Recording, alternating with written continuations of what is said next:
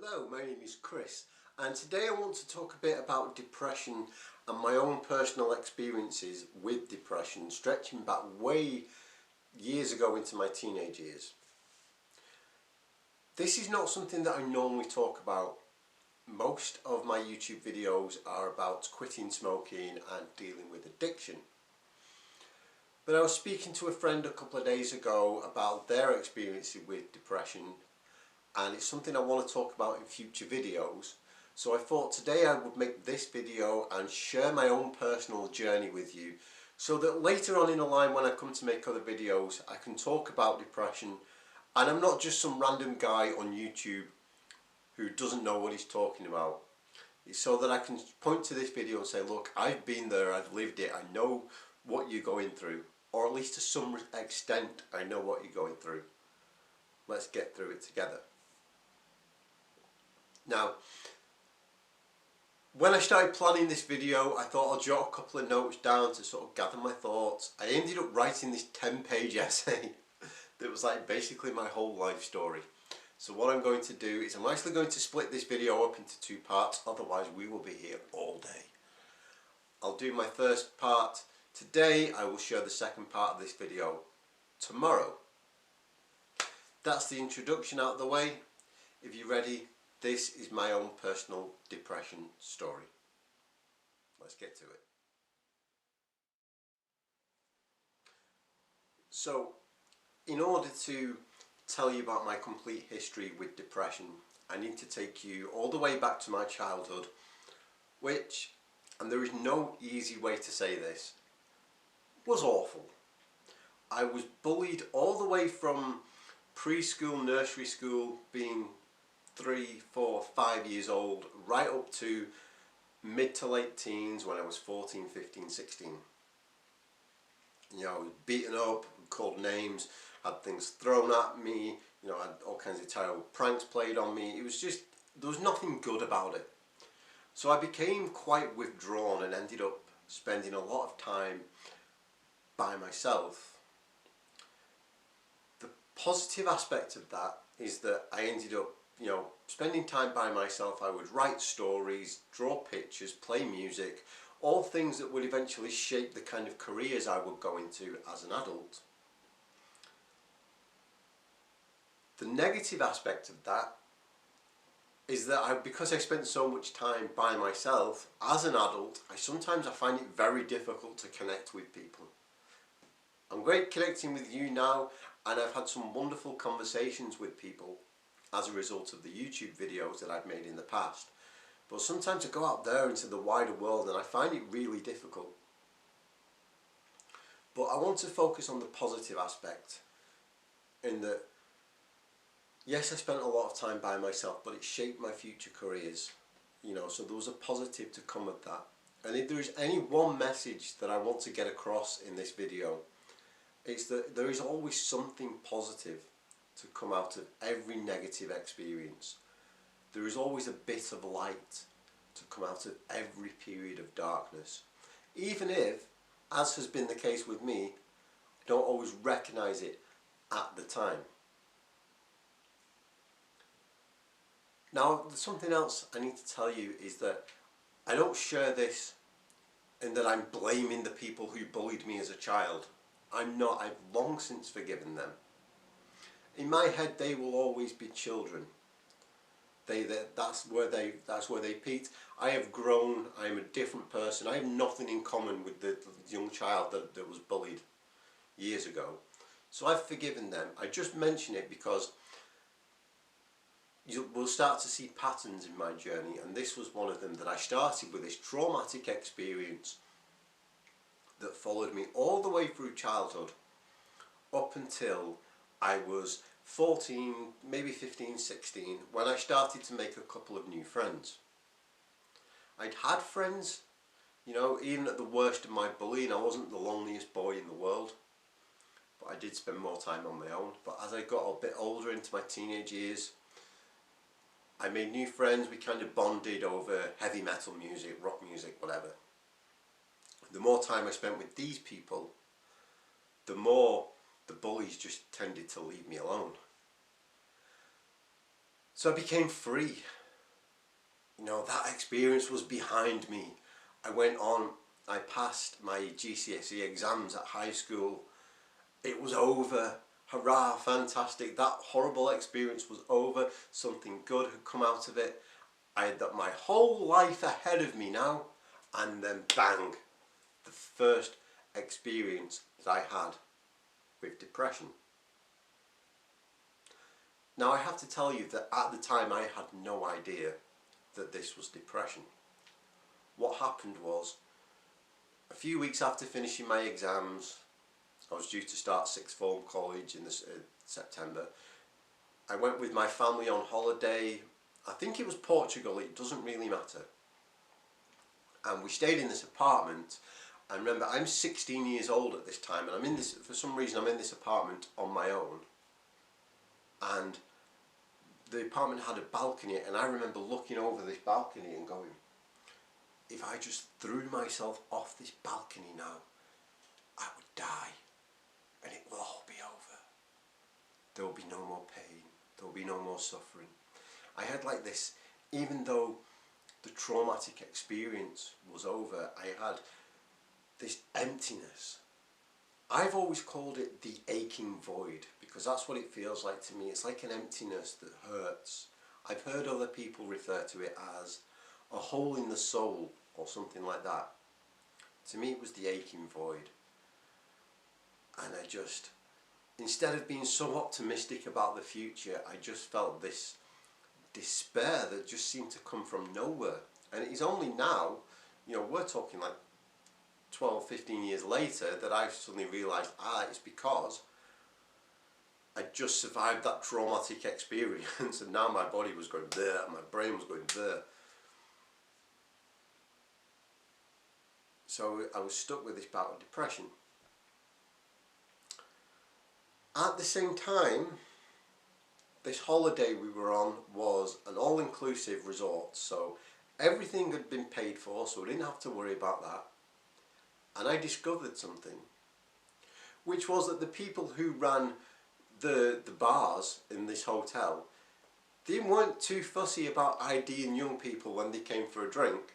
So I could, at 16 years old, I could quite brazenly walk up to this bar in this hotel and order alcohol and get served with it. So I spent the 2 weeks that we were on this holiday, every single day, looking over this balcony thinking, if I just jumped off this balcony now, it would all be over.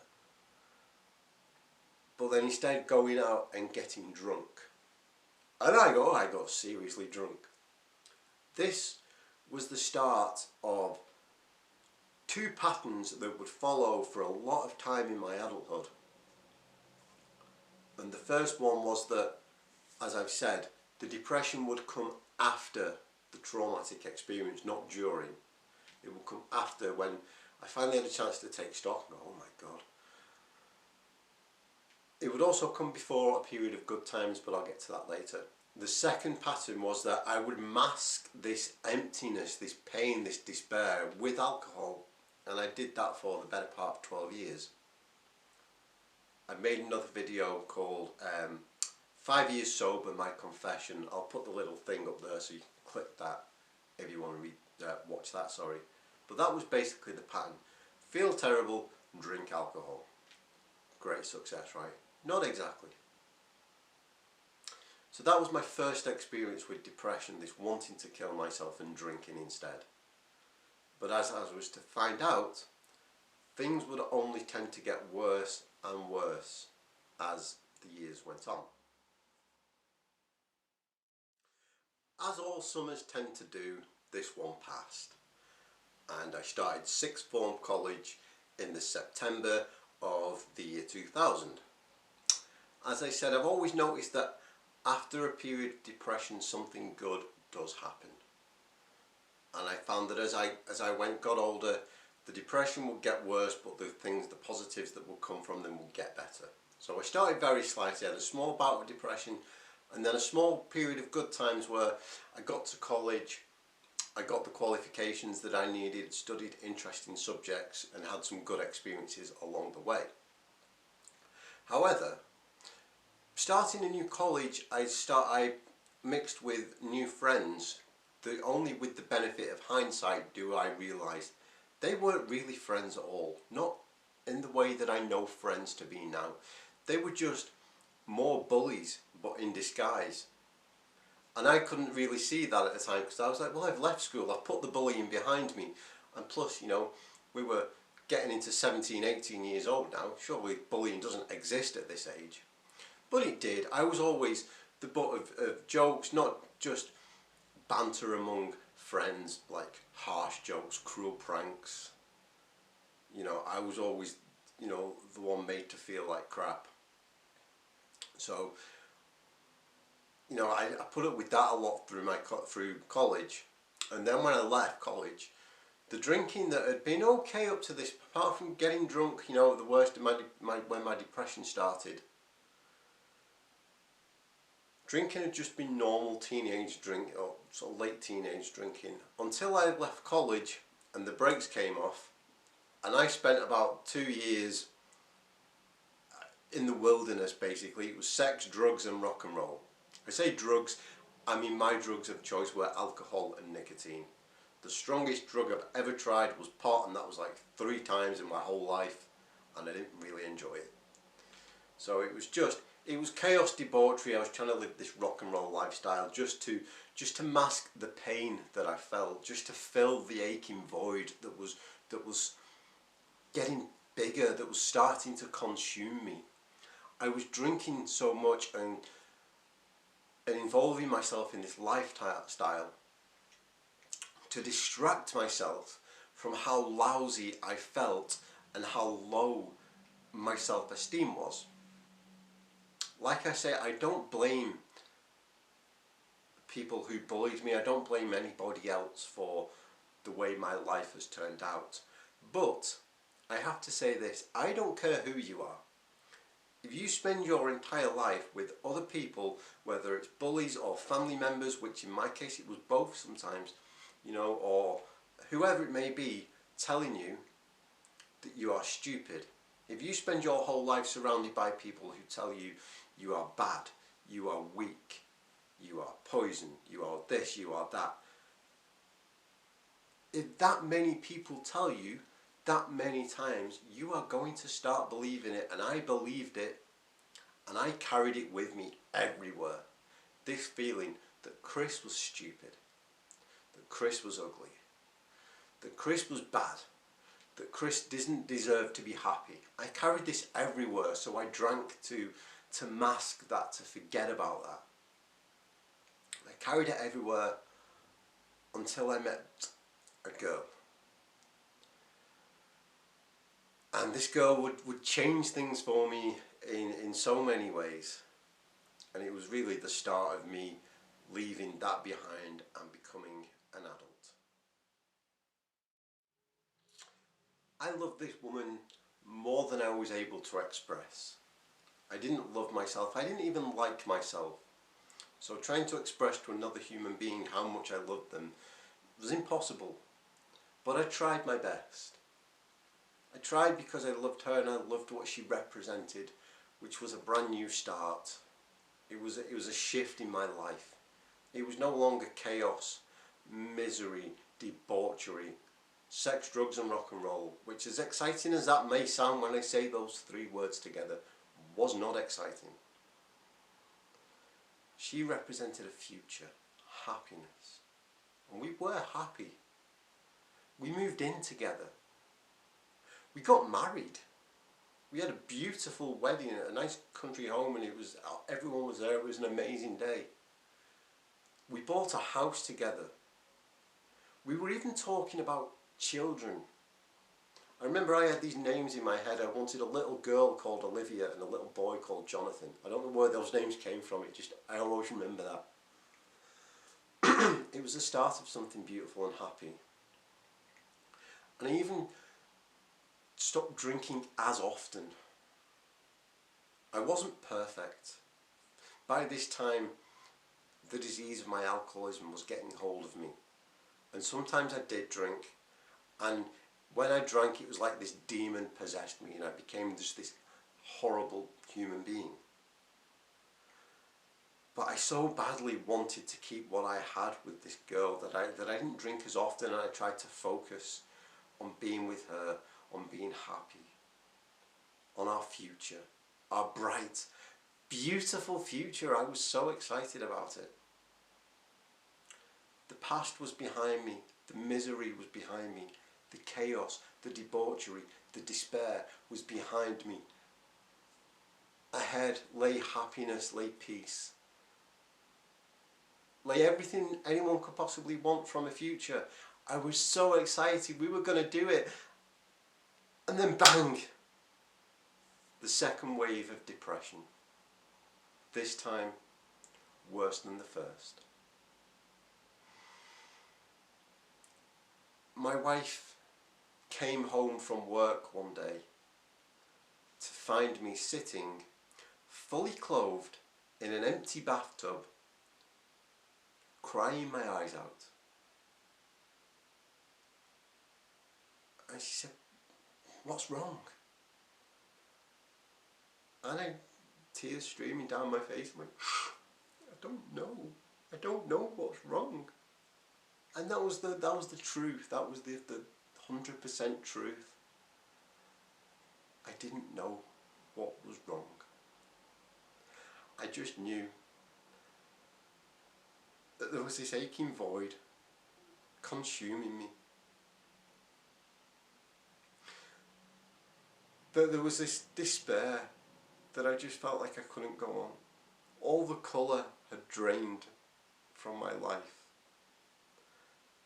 I felt empty and yet in pain. Just day to day existence felt like an insurmountable challenge. I didn't know what was wrong with me. But she did. She identified the way I felt as depression. And she sent me to the doctor.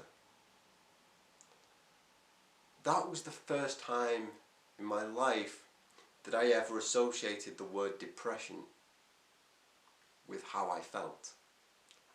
And to that girl I will be forever grateful. For that and for so much more, but we'll not go into that now. But here's the thing. Even knowing what was wrong with me and doing something about it in the form of taking antidepressants and seeing a counsellor for a short while didn't fix the bigger problem. And my drinking began to spiral out of control again. I'd lost this hope for a better future. And I didn't see the point in trying to curtail it anymore. So I went back off the rails. My work started to suffer, and especially my relationship with her started to suffer. I tried to take an overdose of pills. I didn't even know what the pills were. I wanted to just end it. I read somewhere that most people don't want to actually die. What happens is that the pain they are experiencing is more than their capacity to cope with that pain. And that's exactly what it was. I didn't really want to die. I just didn't see how I could possibly go on. I tried to commit suicide, and obviously, thank you, I am still here. And then she left. She had to. I don't blame her. We've since made peace, and in a platonic way I love her still very dearly. I don't blame her for leaving. We were both young, we were both in our mid-20s. So you imagine this young girl in her mid-20s has got this depressive, alcoholic mess of a human being that she's living with, and she's trying to fulfill her own dreams and aspirations. She had to leave, and I don't blame her. The relationship was over.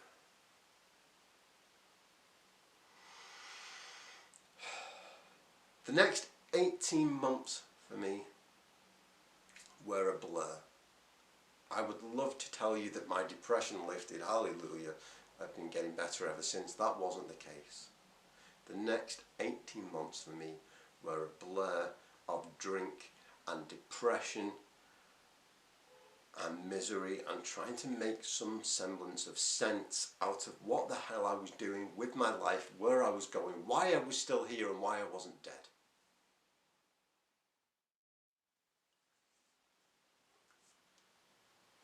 During this time I kept a journal, and reading back through this journal now, it amazes me that I'm still here. I wrote about never seeing any way that I could be happy, about never being able to just be normal. There was a part of me that wanted the normal life that everybody has. I wanted the wife and kids in the house and just to be left alone, to be at peace. Yet there was a bigger part of me that didn't want that, that wanted to destroy any kind of happiness that I might get. Because deep down I still felt that I didn't deserve it, that I wasn't worthy of being happy. Because all those times that I've been told, you are bad, you are ugly, you are stupid, and no matter how much work I did to counter that, to learn to love myself, there was still this sense of, no Chris, you can't have it. I've always written a lot of poetry, and reading my poems from that time, they talk about either feeling trapped. That's how I felt a lot of the time. I felt trapped in a life that wasn't really mine. I felt locked in, like I couldn't escape. I felt claustrophobic in my own existence. That's the best way I've been able to describe that feeling. I wrote poems about this, and I also wrote poems about waging war, about going to war. And the war was always against myself. And the weapons and ammunition I used were alcohol. I would set out to wage war against myself. When I started, I used to use drink to try and escape the pain, the misery, the despair. The more I did this, the more I realised that wasn't working and that drink was only making things worse. Yet at this point, I was locked into the addiction and I couldn't get out. So I would try to wage this war and destroy myself from the inside. If I couldn't go and, wrap a noose around my neck and hang from a tree or take a bunch of pills, I would just drink until obliteration came. Things became worse and worse. The pain never went away. The emptiness was never filled. There may have been moments of numbness, but there was never that easing of the soul, the peace. I started to get panic attacks, anxiety attacks. To be honest, I'm not entirely sure if there is a difference. I just know it was like I would hyperventilate, I couldn't breathe, I couldn't think, I'd start going insane. I knew that something had to give. The more I've gone on through my journey, the more I've started to realise that depression, bouts of depression, are sort of like the trigger for good things happening to me. Like I said at the start of this video, if there's one thing I've learned that I believe, it's that there is always a positive to come out of the negative. That my depression would always act as the catalyst for huge monumental changes in my life. I think of it now as like having expended all my energy and needing a new lease of energy to tackle some big positive changes. So everything just shuts down.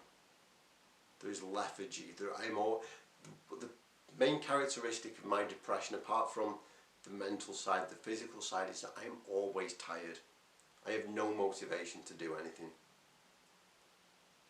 But eventually it lifts, and I get a new lease of energy to make big changes, and I did. I knew that I wanted more from my life than drink and depression, and I set out to get it. Don't ask me why I started with this, but I did. I signed up to run the 2012 London Marathon. My London Marathon medal is about 6 feet away from where we are now. I hang it up. It's like the proudest thing I've ever done. Running 26 miles. You know, this, we're talking about a problem drinker with depression here, ran a marathon. Then I kept on running and I ran away. I ran 4,000 miles away to a small town in northern Minnesota called Virginia, where a friend of mine lived. And yes, I know that there is other Virginias in the United States. I'm talking about Virginia, Minnesota, where I ran away to, met some beautiful people who showed me, for the first time in my entire life, that I could be sober and happy. I was like, hell yeah, I want some of this, man. So I stayed with those people for 3 months, and I got sober, and I got happy. The big monumental changes were coming. I thought, right, I'm going to go back home to England. I'm going to start my own business. At the time I was going to do music promotion, because that was something I'd always been into, a bit of web design and freelance writing on the side. I'm going to go home, I'm going to conquer the world. I felt invincible, I felt great. The depression is behind me, hallelujah, that is all the past. Here we go, into the future. And then bang, hello, depression is back. At the time I attributed my low feelings to the fact that I'd found this peace and happiness being away in Minnesota, and I just missed that life. I missed the people, I missed the scenery, I missed, you know, everything about it, and I was stuck here back home and I felt trapped again. I ended up writing a story. In fact, I say story, it was a novel about a guy who gets trapped on another planet, and there's no way for him to get home, and people have to go and rescue him. And I felt like this guy, and I wrote it because I felt like I was on another planet being back home. But I realised now that it was just another bout of depression. It was just another period of growth for me. I can't remember if I heard this from a friend or if I heard it on YouTube, or did I hear it from you? Was it you that told me this? About when a caterpillar goes into the cocoon to become a butterfly, the caterpillar doesn't go into the cocoon and go, this is peaceful, I'm becoming a butterfly, everything's amazing. The caterpillar goes in and goes, oh my god, what is going on? My legs are falling off, what are these wing things coming out of me? Oh my god, I'm changing. Panic, fear. That's what sort of like my depression was like. I didn't know what was going on. I'd started to realise that the depression came after traumatic experiences. In this case, it came for me after getting sober. And then the struggle to get off the drink and sober up. And the moving back home, where I didn't really want to be. But there were good things ahead for me. And I just couldn't see it at the time. But this depression, it was the catalyst for big, positive changes. And the thing is, it was the worst bout of depression I'd had yet. There wasn't just the lethargy, the misery, the hole in the soul. I stopped giving a crap about everything.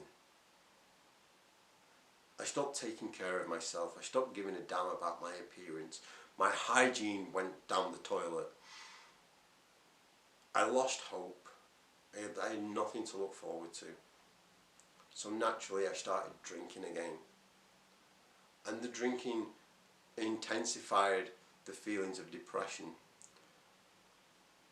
I need to do some more research on this, but I've been told many times that alcohol is a depressant, so you put that on top of actual clinical depression, it's like putting gasoline on the fire.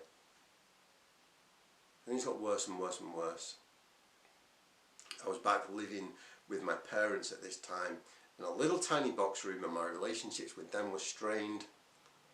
I remember mum crying and dad shouting and me just being this mess of a human being, like a homeless person, or I don't know. And I mean no disrespect to homeless people, but you would never have guessed that I had a family in a home to go to.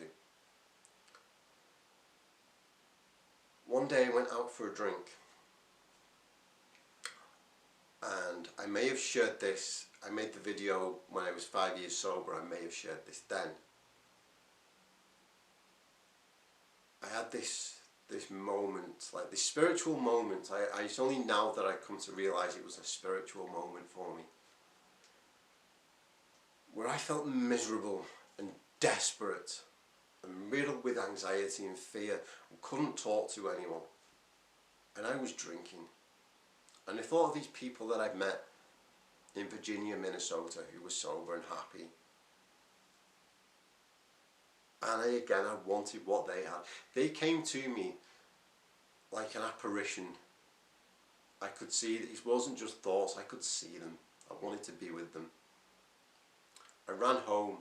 I got on Skype to my friend over there. I was like, oh my God, I need to come back right now because I need to get sober and get happy again. And my friend, my beautiful friend Stacey, said to me, why don't you try getting sober where you are first and then come back? And I said, okay. So I had this alcohol problem, and the depression was still rampant with me. And I had to do something about that, so I went to the doctor. I got help with my depression again. I started to talk to people about my alcoholism and my problems there, and I got help again. And I started to get better. I had my last drink in October of 2012, and I went on to have the happiest year that I'd ever had in my life. I was sober, I was not depressed. I got a job as a freelance, not as a freelance copywriter, as a copywriter, working with some amazing people, working on a fun project. And although money isn't the most important thing in the world, the money for what I did was amazing. I'd always wanted to be a professional writer. I'd done it for most of my life in one form or another. But it goes back to, like I said, when I was being bullied, a positive came out of it because I spent so much time on my own learning how to write and become a good writer, so that I was able to get this amazing job when I was ready for it. When the contract ended, it was only a 6-month contract. When it ended, I finally started the freelance copywriting business that I'd always wanted to do since I was being bullied and writing at home. I made friends, genuine friends, not bullies in disguise, not the kind of people I'd ever known to be friends. I finally learned what it meant to have genuine, proper friends that I still love to this day. I was sober, I was not depressed. I put all that behind me. I was so optimistic and so excited about the future. It was all going to happen for me. I could take on the world. Except it didn't quite happen like that. I've spoken to scores of ex-drinkers, recovering alcoholics, who say that their depression wasn't really depression, it was a symptom of their drinking.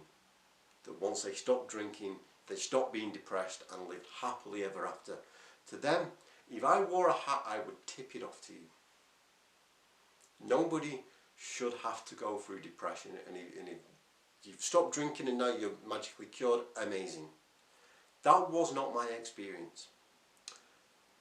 My experience was that my drinking was a symptom of my depression. That drinking and depression are not one and the same. They are two separate, albeit interlinked, things. The one is that drinking is a symptom of depression. And it cannot be the other way round. For me, at least. Because how do you explain being 16 years old, having never really drank before, other than the occasional one or two, in safe environments. I'd never been drunk. Never been drunk until I was 16, and yet the only reason I drank was because I wanted to throw myself off a balcony in Portugal and kill myself.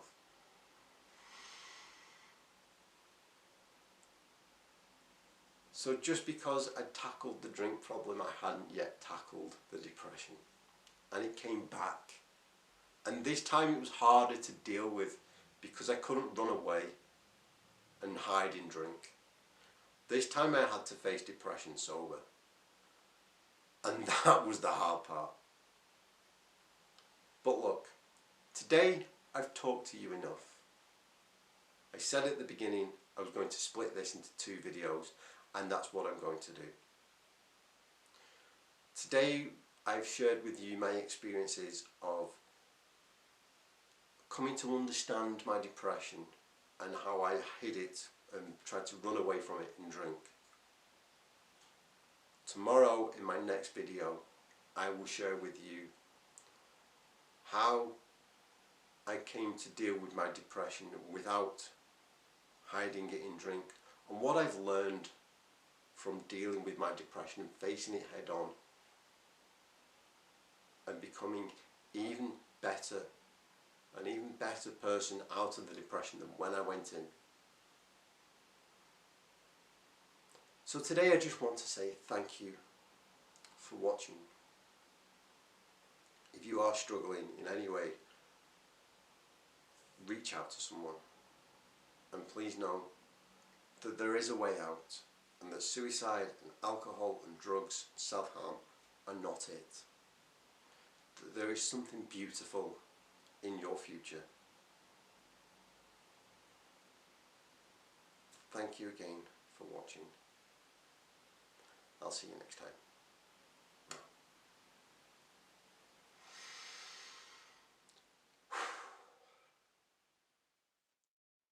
Hello, my name is Chris, and today I want to talk a bit about depression and my own personal experiences with depression, stretching back way years ago into my teenage years. This is not something that I normally talk about.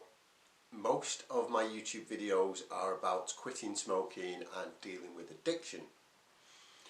But I was speaking to a friend a couple of days ago about their experiences with depression, and it's something I want to talk about in future videos.